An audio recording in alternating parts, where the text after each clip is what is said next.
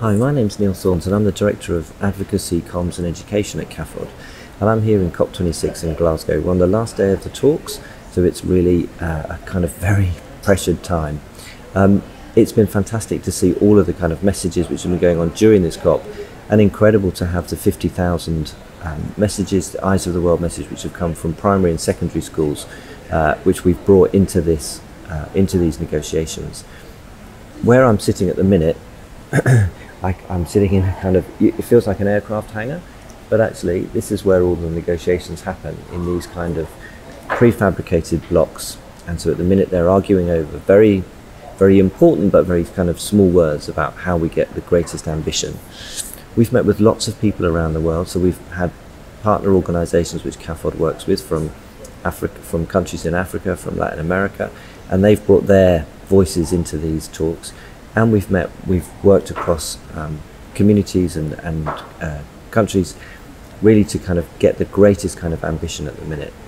This COP26 is an important one because it was the way when countries would kind of come and bring their revised ambitions about keeping to a 1.5 degree world, because we know going over a 1.5 degree world is really dangerous. From what the scientists said, being below a 1.5 degree world isn't great, but it's the dangerous tipping point that scientists have warned. And we needed urgent ambition plans for countries to reduce their emissions by 2030. Now we've seen some progress in that, but we haven't seen enough.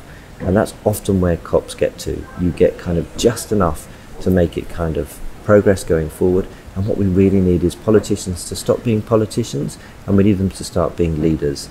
And that's where your messages are really helpful, because you are urging them to look beyond the politics and actually looking to our kind of common home across the world. So thinking about actually what actions or what effect their actions have on communities all around the world, rather than just thinking about the politics in their own country.